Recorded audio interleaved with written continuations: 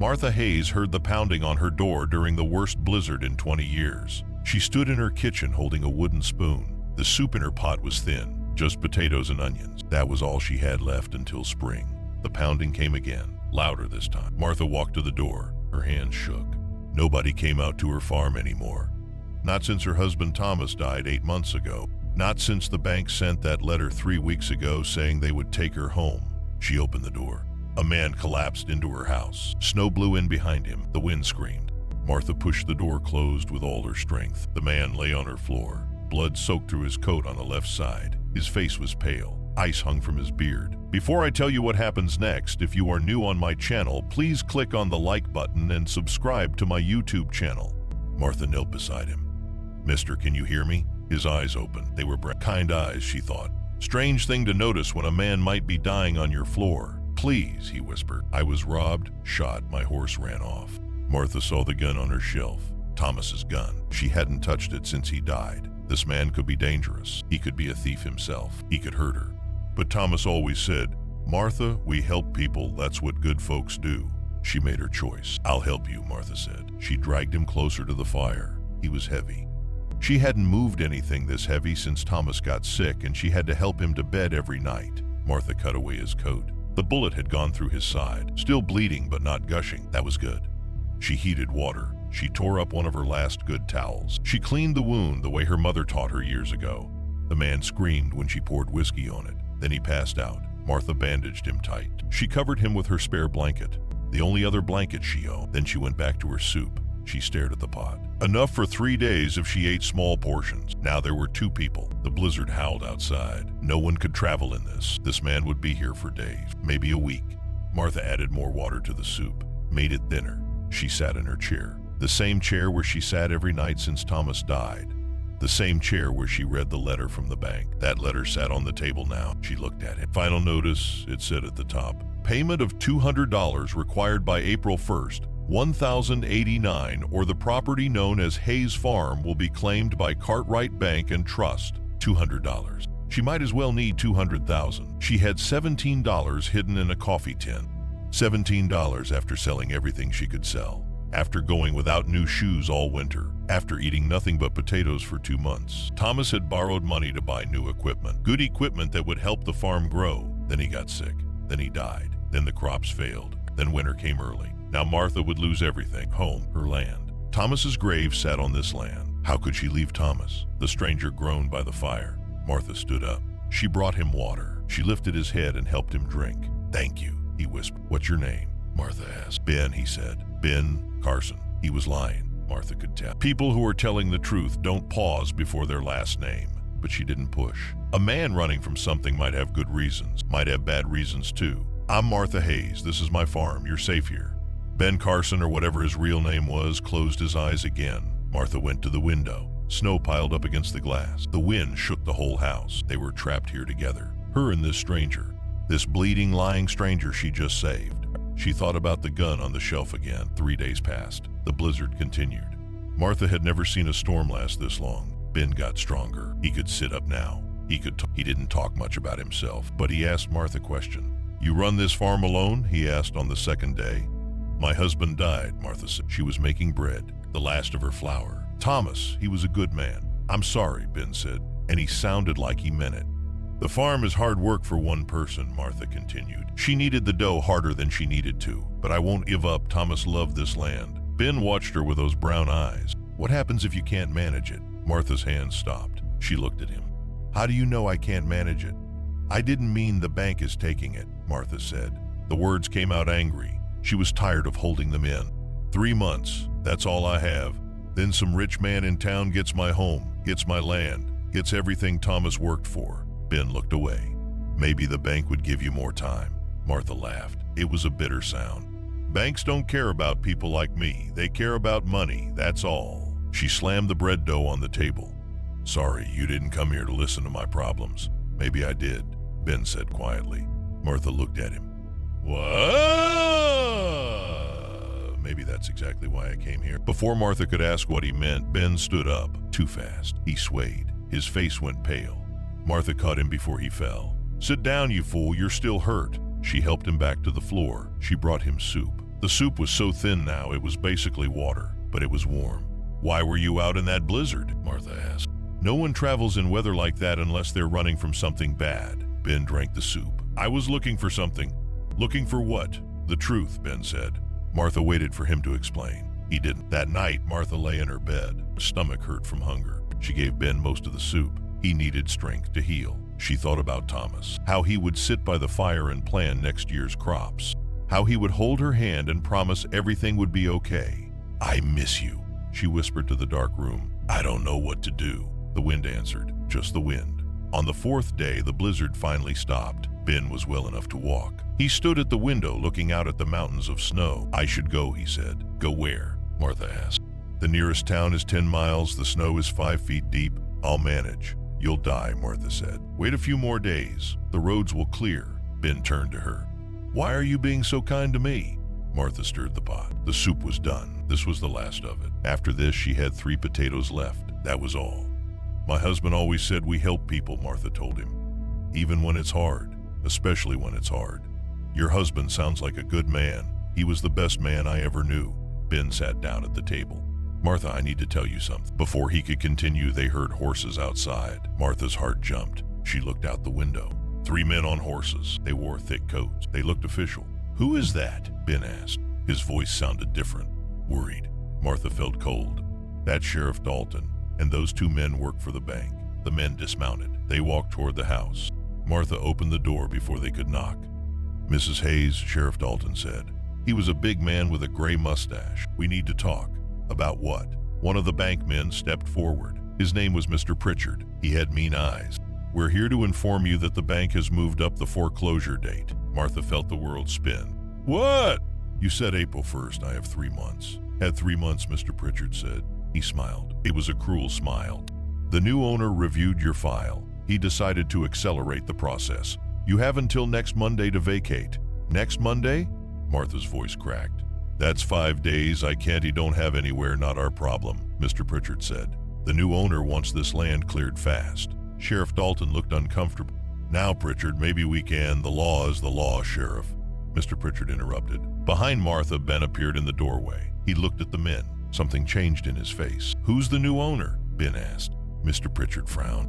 "Who are you?" "Answer the question," Ben said. His voice was cold now, different from how he talked to Martha. "I don't have to tell you anything," Mr. Pritchard said. "This is bank business." Ben took a step forward. "I asked who owns the bank now." Mr. Pritchard backed up. Something in Ben's voice scared him. "Mr. Benjamin Cartwright bought it last month. He's from back east. Now if you'll excuse us." Ben laughed. It was a strange laugh. Everyone stared at him. "Ben Carson," Martha said slowly. She looked at the stranger she saved. "Ben Cartwright." The man she knew as Ben Carson met her eyes. "I'm sorry, Martha," he said. "I should have told you." Mr. Pritchard's face went white. "Mr. Cartwright? Sir, I didn't know we didn't expect get off this property," Ben Cartwright said. His voice was ice. The 2 bank men practically ran to their horses. Sheriff Dalton tipped his hat. "Ma'am, sir." He followed the others. They rode away fast. Martha stood in her doorway. The cold wind blew. She couldn't feel it. She looked at Ben Cartwright, the man who owned the bank, the man who was taking her home, the man she just saved. "You," she whispered. "It was you all along." Ben reached for her. "Martha, please listen." She slapped him across the face. Then she slammed the door and locked it. Outside, Ben Cartwright stood in the snow. Inside, Martha Hayes slid down against the door and started to cry. Martha sat against the door and cried until she had no tears left. Then she stood up. She walked to the window. Ben Cartwright was gone. His footprints in the snow led toward town. Good, she thought. Let him freeze. But even as she thought it, she knew it wasn't true. She didn't want him to freeze. She didn't want anyone to freeze. That was her problem. Thomas always said she had too much kindness in her heart. Martha looked around her house. 5 days. She had 5 days to pack up her entire life. She walked to the bedroom, opened the closet. Thomas's clothes still hung there. She couldn't sell them, couldn't give them away. They still smelled like him. Now some stranger would probably burn them. Martha sat on the bed where Thomas died, where she held his hand and promised to keep the farm going. "I'm sorry," she whispered. I really tried." Someone knocked on the door. Martha's jaw tightened. If that was Ben Cartwright, she would get the gun this time. She opened the door ready to yell. It wasn't Ben. It was Mrs. Chin from the neighboring farm. She held a basket covered with cloth. "Martha," Mrs. Chin said. Voice was soft. "I heard what happened. I brought food." Martha started crying again. She couldn't help it. Mrs. Chen came inside. She set the basket on the table. Real bread. Even some dried meat. You don't have to, Martha started. Hush, Mrs. Chen said. We take care of each other. That's what neighbors do. She hugged Martha. Martha hugged her back. Where will you go? Mrs. Chen asked. I don't know, Martha said. I have a cousin in Colorado, maybe there, if I can afford the train. That banker is a monster, Mrs. Chen said. Making you leave in 5 days in winter. Who does that? Martha thought about Ben Cartwright, about his kind eyes, about how he asked questions about the farm, about how he said maybe that's exactly why I came here. He knew. The whole time he knew he was taking her home, and she fed him, saved his life. Used her last food and her last blanket on the man who was destroying her. I was so stupid, Martha said. Quick pause in the story. If you're feeling what Martha is feeling right now, I need you to share this video with someone who loves a good story, someone who needs to hear this. Hit that share button. And stay with me because what happens next will absolutely shock you. Mrs. Chen stayed for an hour. Then she left. She had her own farm to run, her own family to feed. Martha ate some of the bread. It tasted like sawdust in her mouth, but she ate it anyway. She would need strength for what came next. The next morning, Martha went to town. She needed to see Mr. Pritchard, needed to beg for more time. Maybe if she explained, maybe if she showed them Thomas's grave, maybe they would understand. She knew they wouldn't, but she had to try. The town was small. One main street, the general store, the church, and at the end of the street, the bank. Cartwright Bank and Trust, the sign said now. Fresh paint. The old name had been Wilson Bank. Mr. Wilson was old and kind. He gave people extra time. He understood that farms had good years and bad years. Then Mr. Wilson died, and this Cartwright man bought everything. Martha walked into the bank. The inside was different too. New carpet, new desk. Mr. Pritchard sat behind that desk. He looked up when Martha entered. His face showed no kindness. Mrs. Hayes, he said, if you're here to beg for more time, save your breath. Please, Martha said. Just 1 more month. I can sell. You have nothing to sell, Mr. Pritchard interrupted. We reviewed your assets. You're broke. The words hit like fists, but they were true. My husband is buried on that land, Martha said. Voice shook. I can't just leave him. Your husband is dead, Mr. Pritchard said. The dead don't care where they're buried. Martha's hands became fists. She wanted to hit him, wanted to scream. Instead, she turned to leave. Ben Cartwright stood in the doorway. He wore a fine suit now. His beard was trim. He looked like what he was, a rich man from back east, not the bleeding stranger she saved. Martha, Ben said. She tried to walk past him. He caught her arm. Jen, let me go, Martha said. I need to explain. Explain what? Martha's voice rose. That you lied to me? That you let me feed you my last food while you planned to take my home? What exactly do you want to explain, Mr. Cartwright? People on the street were staring now. Martha didn't care. Ben's face looked pained. It's not what you think. Then what is it? Come to my office, Ben said. Please, give me 10 minutes. No. Martha, please, you want to know something? Martha said. She stepped closer to him, close enough to see the bandage still visible under his shirt collar, the bandage she put there. I'm glad you got shot. I'm glad you almost died. I only wish I'd left you outside in that storm. She saw him flinch, like she'd slapped him again. Good, she thought. Let him hurt like I hurt. Martha pushed past him and walked away. She walked fast. She didn't look back. But she heard him call after her. Martha, wait, you don't understand what I'm trying to do. She kept walking. That night, Martha packed her things. It didn't take long. She didn't own much. Thomas's clothes. She folded them carefully. Put them in a trunk. Her mother's quilt. Thomas's pocket watch. The wedding photograph where they both looked so young and happy. She worked until midnight. Then she fell asleep in the chair. In her dreams, Thomas was alive. They were sitting on the porch watching the sunset. He was telling her about next year's plans, about how good things would be. Then she woke up, and he was still dead. And she was still losing everything. 3 days until she had to leave. Martha spent the morning cleaning, scrubbing floors, washing windows. She didn't know why. Whoever took this house wouldn't care, but it felt important, like she was saying goodbye properly. Around noon, she heard a wagon outside. Martha looked out. Sheriff Dalton climbed down from the wagon. He walked to the door. Martha opened it. Sheriff, Mrs. Hayes, he said. He took off his hat. I need you to come with me. Martha's heart jumped. Whoa. Mr. Cartwright wants to see you at the bank. I don't want to see him. It's not a request, ma'am, Sheriff Dalton said, but his voice was kind. Please. He said it's important. He said it concerns your property. Martha grabbed her shawl. Maybe Ben was going to offer her money. She would throw it in his face. They rode to town in silence. The bank was full of people when they arrived. Martha recognized most of them. Mr. Henderson, who owned the feed store. The Johnsons, who had the farm west of town. Mrs. Murphy, who ran the boarding house, at least 20 people. All of them looked confused. Mr. Pritchard stood at the front of the room. He looked angry. Ben Cartwright stood next to him. He looked calm. "Thank you all for coming," Ben said. His voice carried through the room. "I know you're wondering why I asked you here. Get on with it," someone called out. "Some of us have work to do." Ben nodded. 3 months ago, I bought this bank. I bought it because I heard stories about how the previous owner, Mr. Wilson, ran it, how he helped people, how he understood that life is hard and people need second chances. People shifted, looked at each other. Then Mr. Wilson died, Ben continued. And the bank fell into the hands of people who don't understand that. People who only see numbers on paper, not human beings with families and dreams. Mr. Pritchard's face turned red. "Sir, I really don't think you're fired," Ben said. The room went silent. Mr. Pritchard's mouth opened again. "You can't. I own this bank," Ben said. "I can fire whoever I want. You're done. Get out." Mr. Pritchard grabbed his coat and stormed out. The door slammed behind him. Ben turned back to the crowd. "I came to this town in disguise because I wanted to see how people lived, how the bank treated them. I got robbed and shot on my first day. A widow found me and saved my life. She fed me her last food. She gave me her only spare blanket. She showed me what real kindness looks like." Martha felt everyone's eyes turn to her. Her face burned. "That widow is being evicted in 3 days, Ben said. "Because I, apparently, decided to accelerate the foreclosure. Except I didn't decide that. Mr. Pritchard did it on his own, without my knowledge or permission."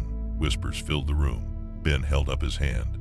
"I'm here to make this right. Mrs. Hayes, your foreclosure is canceled. You have 1 full year to make your payment. No interest, no penalties." Martha couldn't breathe. A whole year. But Ben wasn't finished. In fact, he said, "I'm extending the same offer to everyone in this town who has a loan with this bank. 1 year, no interest, fresh start." The room erupted. People were crying, hugging, thanking Ben. Martha just stood there, froze. Sheriff Dalton touched her arm. "Ma'am, did you hear?" She heard, but she didn't understand. Why would he do this? Why would a rich banker give away free time on loans? Ben walked toward her. The crowd parted. "Martha," he said, "can we talk now, please?" She wanted to say no, wanted to stay angry, but he just gave her a year. He just saved her home. "Yes," he whispered. They went to his office, a small room at the back of the bank. He closed the door. They stood there, looking at each other. "Why?" Martha asked. Ben sat on the edge of the desk. "Can I tell you a story?" "I suppose. I grew up rich," Ben said. "My father owned banks, lots of them. He taught me that business is business, that money matters more than people, that kindness is weakness." He looked at his hands. "I believed him. For a long time I believed him. I ran banks the way he taught me, foreclosed on people, took their homes, made a lot of money, never lost sleep over it." "What changed?" Martha asked. "My father died," Ben said. "And on his deathbed, he told me something. He said he regretted everything, every person he hurt, every family he destroyed. He said he wasted his whole life chasing money and ended up dying alone and hated." Ben's voice cracked. "He begged me not to make the same mistake, but I didn't listen. I kept doing things his way, until I bought this bank, until I heard stories about Mr. Wilson, about how he helped people, how the whole town loved him, and I thought, what if I tried that? What if I came here and saw for myself what kindness looks like?" "So you got shot," Martha said. Ben laughed. "Not part of the plan, but yes, and I ended up at your door, and you saved me. You didn't know who I was. You didn't know I was rich. You just saw someone who needed help, and you helped." He looked at her with those brown eyes. "You showed me what my father was trying to tell me," Ben said. "That kindness isn't weakness, that people matter more than money, that being rich means nothing if you're alone." Martha felt her anger melting. She didn't want it to melt. She wanted to stay mad. "You still lied to me," she said. "I know, and I'm sorry. I was afraid if you knew who I was, you'd throw me out. And I needed to understand what it felt like to be on the other side, to be the one who needed help instead of the one with power." "Did you learn?" Martha asked. "Yes," Ben said. "I learned that I've been living wrong, that I want to be different, that I want to use my money to help people, not hurt them." He stood up, walked closer to her. "I can't change what my father did. I can't change what I did before. But I can change what I do now, starting with you, starting with this town." Martha felt tears on her face. "I don't know what to say." "Say you'll forgive me," Ben said. "Say you'll let me make this right." Martha thought about Thomas, about what he would do. Thomas would forgive him. Thomas always forgave people. 1 year isn't enough," Martha said. Ben's face fell. "I can give you 2 years, 3 if you need." "No, Martha interrupted. I mean, 1 year isn't enough for me to make $200. The farm can't produce that much. Not in 1 year. Maybe not in 3 years. Then we'll figure something out, Ben said. I'll hire you at the bank, or we'll find other work, or you could just forgive the debt, Martha said. Ben blinked. What? You want to help people? You want to be different? Then forgive my debt. Forgive everyone's debts. Be the kind of banker Mr. Wilson was. Be the kind of man Thomas was. She stepped closer to him. You have all this money, Martha said. More than you could ever spend. What's $200 to you? What's $2,000? You could change people's lives. You could give them hope. Ben stared at her. That's millions of dollars. You'll still be rich, Martha said. Just less rich and a lot more decent. Ben started to laugh. Then he was laughing hard, laughing until tears came. You're right, he said. You're absolutely right. Why am I hoarding all this money? What am I saving it for? He grabbed her hands. Martha Hayes, you're a genius, and I'm an idiot for not thinking of this myself. So you'll do it? Martha asked. You'll forgive the debts? Ben's smile faded. I need to think about it, talk to lawyers, figure out how to do it properly. But yes, I'll do it. I'll forgive every debt this bank holds. Martha felt joy explode in her chest. Real joy. The first real joy since Thomas died. Thank you, she whispered. No, Ben said. Thank you for saving my life, for showing me how to live. They stood there, holding hands, smiling at each other. Then the door burst open. A man Martha had never seen ran in. He was breathing hard. His face was white. Mr. Cartwright, the man gasped. Sir, you need to come quick. What's wrong? Ben asked. It's the bank, the main bank in Philadelphia. Ben froze. What about it? It's been robbed, sir. They took everything. Every dollar in the vault. You're ruined. Martha watched the color drain from Ben's face. What do you mean everything? Ben asked. The man who Martha now saw was sweating despite the cold pulled out a telegram. His hand shook as he handed it to Ben. The Philadelphia bank was hit last night. Professional job. They knew exactly where the vault was. They knew the guard schedules. Someone on the inside must have helped them. Ben read the telegram. His lips moved, but no sound came out. How much? He finally asked. Everything you had, sir. Almost $2 million. Gone. Martha's hand went to her mouth. $2 million. She couldn't even imagine that much money. Ben sat down hard in his chair. The telegram fell from his hand. The other banks, Ben said. His voice sounded empty. My investments, I still have the money from those, was in the Philadelphia vault, sir, the man said.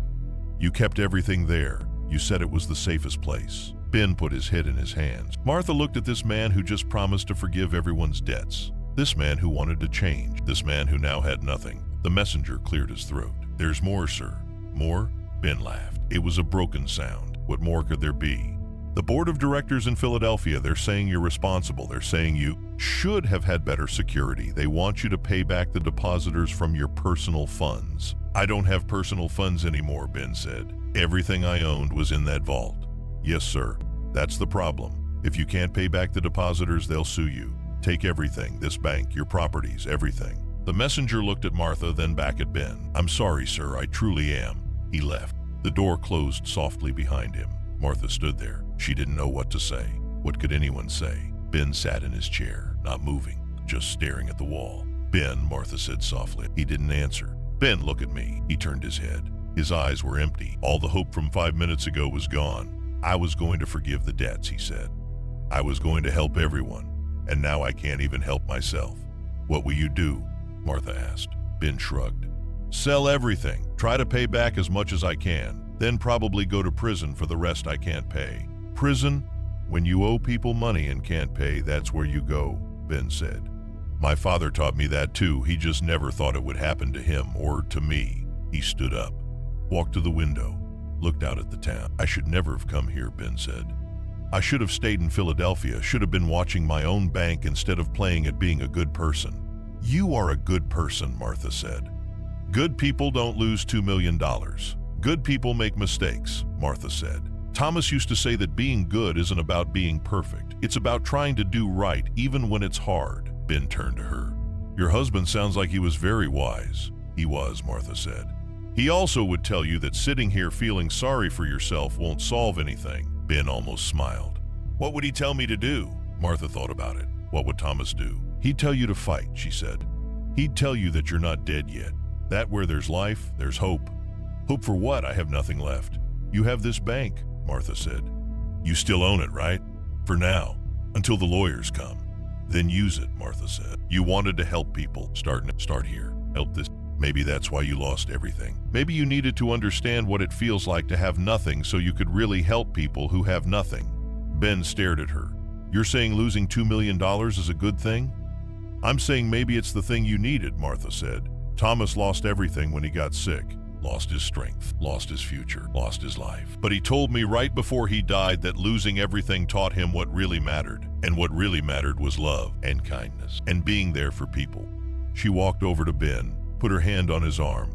You can't give away money anymore, Martha said. But you can give yourself. You can stay here. You can help this town another way. You can be the person you wanted to be. Ben looked at her hand on his arm, then at her face. Why are you being kind to me, he asked. I lied to you. I almost took your home. And now I can't even help you keep it because I'm broke. Because that's what good people do, Martha said. They help. Even when it's hard. Especially when it's hard. Those were Thomas's words coming out of her mouth, but they felt right. Ben put his hand over hers. I don't deserve your kindness. None of us deserve kindness, Martha said, but we all need it. They stood there for a moment. The winter sun came through the window and made everything golden. Then Ben straightened up. You're right. I'm not dead yet, and I still own this bank. So I'm going to run it properly until they take it away from me. How? Martha asked. Ben smiled. It was a small smile, but it was real. I have no idea, but I'll figure it out. He walked to the door, opened it, called out to the main room. Everyone, can I have your attention? The people who were still celebrating stopped, looked at him. I need to tell you all something, Ben said. I just received bad news. My bank in Philadelphia was robbed. I've lost everything. The crowd went silent. What does that mean for us? Mr. Henderson asked. It means I can't forgive your debts like I promised, Ben said. I don't have the money anymore. Martha watched the hope drain out of people's faces. It hurt to see. But, Ben continued, I can do something else. I can give you all the same deal I gave Mrs. Hayes. 1 year, no interest, no penalties. I can't erase what you owe, but I can give you time to earn it. Why would you do that? Mrs. Murphy asked. If you're broke, you need money too. I do, Ben said, but I need something more than money. I need to know I did the right thing. I need to know I helped people instead of hurt them. Money comes and goes, but how we treat people, that lasts forever. Mr. Henderson stepped forward. Mr. Cartwright, I appreciate what you're trying to do, but a year won't help most of us. The farms are struggling. The town is struggling. We can't make money that doesn't exist. Other people nodded, murmured agreement. Ben's face fell. Martha could see him trying to think of an answer. Then Martha had an idea, a crazy idea. But maybe crazy was what they needed. What if we worked together? She said. Everyone looked at her. What do you mean? Ben asked. Martha stepped forward. Her heart was beating fast. Thomas always said one person can't do much, but a whole community working together can do anything. I'm listening, Mr. Henderson said. The problem is we're all separate, Martha said. Each farm fighting alone. Each business barely surviving. But what if we combined our effort? What if we helped each other? How? Someone asked. Martha thought fast. The Johnson farm has great soil but not enough workers. Mrs. Chen has workers but not enough land. What if they partnered, shared the work and the profit? Mrs. Johnson spoke up. We tried hiring workers before, couldn't afford it. Not hired, Martha said. Partners. Everyone owns a piece. Everyone benefit. She turned to Mr. Henderson. Your store is struggling because farmers can't pay. But what if farmers traded goods instead of money? You need food. They need supplies. Mr. Henderson frowned. That's not how business works. Maybe it should be, Martha said. Maybe money isn't the only thing of value. She looked around the room. We're all drowning alone. But together we could swim. We could create something new. A town that takes care of each other. Where everyone has value, not just the people with money. The room was quiet. People looked at each other. That's crazy, someone said. Maybe, Martha admitted. But what we're doing now isn't working. So why not try something different? I like it, Mrs. Chen said. My husband and I came to this country with nothing. Everyone told us we'd fail, but other immigrants helped us, shared food, shared knowledge. We survived because we worked together. Me too, said a voice from the back. It was Mr. Patterson, the blacksmith. When my shop burned down last year, the town helped rebuild it. Didn't charge me, just helped. That's the only reason I'm still here. More voices joined in. Stories of times when people helped each other. Times when community mattered more than money. Ben listened to all of it. Martha could see something changing in his face. What if we formalized it? Ben said. What do you mean? Martha asked. What if we created a cooperative? Ben said. He was getting excited now. The bank becomes owned by the town. Everyone who has a loan becomes a partial owner. We make decisions together. We help each other. We succeed or fail as a community. Would that even work? Mr. Henderson asked. I don't know, Ben said, but I know some towns back east have tried it. Some have succeeded. We could be one of them. What about the lawyers coming to take your bank? Someone asked. Ben thought about it. If the bank is owned by the community, not by me, they can't take it. The debts would transfer to the cooperative. And a cooperative can declare the debts between members void if everyone agrees. So we'd own our own bank? Mrs. Murphy asked. You'd own each other's debts, Ben said, which means you could forgive them if you wanted to. Why would we do that? Someone asked. Because, Martha said, forgiving each other is how we all move forward. Thomas forgave everyone who owed him money when he got sick. He said holding on to debts was like drinking poison and expecting the other person to die. She looked around the room. We're all struggling. We're all barely surviving. But if we forgive each other, if we start fresh together, maybe we can build something better. Something where we don't have to live in fear of losing everything. The room erupted in discussion, people arguing, people agreeing, people scared, people hopeful. Finally, Mr. Henderson raised his hand. I'll vote for it. I'll vote to create this cooperative. Me too, said Mrs. Chen. And me, said Mr. Patterson. One by one, hands went up. Not everyone. Some people left. Some people were too scared to try something new. But most stayed. Most voted yes. Ben looked at Martha. His eyes were shining. You did it, he said quietly. We did it, Martha corrected, together. The next 2 weeks were chaos. Lawyers came from Philadelphia. Ben met with them, showed them the cooperative papers. They argued. They threatened. They tried to take the bank anyway. But the town stood together. They hired their own lawyer with pooled money. They fought back. In the end, the Philadelphia lawyers gave up. It wasn't worth the fight. And Ben signed away everything else he owned to help pay back depositors. He kept nothing for himself. Nothing except a small room above the general store that Mr. Henderson gave him. Can't pay rent. Ben said, don't need you to. Mr. Henderson said, you're part of the cooperative now. We take care of each other. Martha watched all of this happen. Watched Ben transform from a rich banker to a regular person. Watched him learn to live with less. Watched him become happy in a way he never was before. One evening, Martha was at her farm fixing the fence. Spring was coming. She could feel it in the air. Ben rode up on a borrowed horse. He dismounted. Need help? He asked. Always, Martha said. They worked together, fixing posts, stringing wire, not talking much, just working. When they finished, the sun was setting, pink and orange and gold across the sky. Thomas would have loved this sunset, Martha said. Tell me about him, Ben said. So Martha did. She told Ben about how Thomas proposed on a day like this, how they built the farm together, how he got sick, how he died in her arms telling her he loved her. Ben listened to all of it. When she finished, he didn't say he was sorry. He'd already said that. Instead, he said, he'd be proud of you. You think so? Martha asked. I know so, Ben said. You saved this town. You saved me. You showed everyone what real strength looks like. Martha felt her face get hot. I just did what Thomas would have done. No, Ben said. You did what Martha would do. You're your own person, strong and brave and kind. He looked at her, really looked at her. I need to tell you something, Ben said.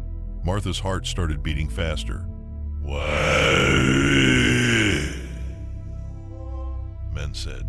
I know it's too soon. I know Thomas just died. I know I have no right to feel this way, but I can't help it. You're the most amazing person I've ever met. Martha didn't know what to say. She thought about Thomas, about how much she loved him, about how much she still missed him. But she also thought about how lonely she'd been, how Ben made her feel safe, made her feel seen. I don't know if I'm ready, Martha said honestly. I know, Ben said.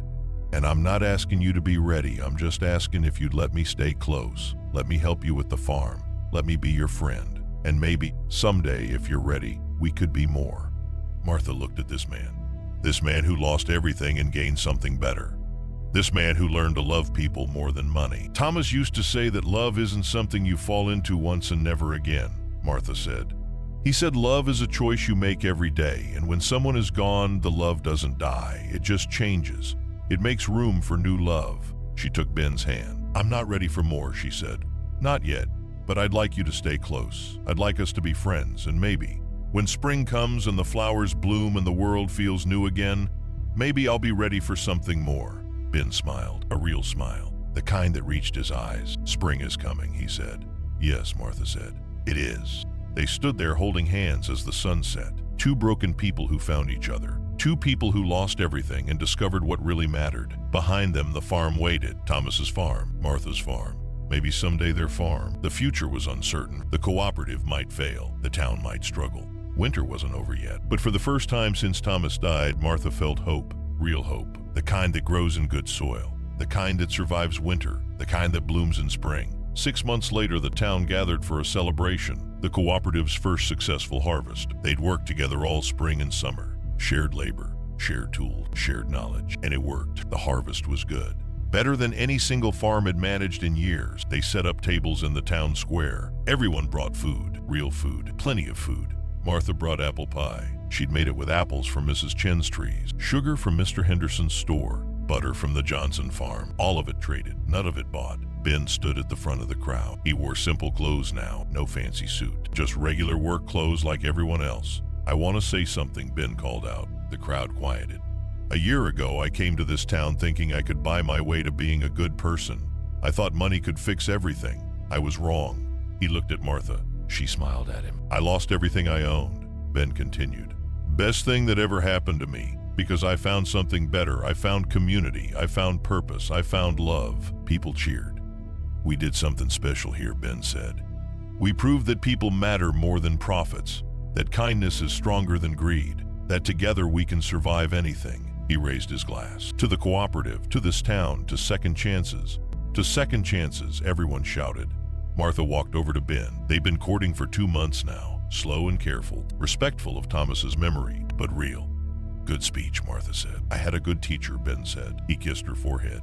Gentle, sweet. Martha thought about Thomas, about how he'd want her to be happy, about how love doesn't end, it just grows. The sun set over the town, over the farms, over the cooperative that saved them all. And Martha Hayes, the widow who fed a stranger, felt grateful. Grateful for the blizzard that brought Ben to her door. Grateful for the kindness that saved them both. Grateful for the community that made everything possible. She thought about the scared, alone woman she was a year ago. Thought about how much had changed. "Thank you, Thomas," she whispered to the wind.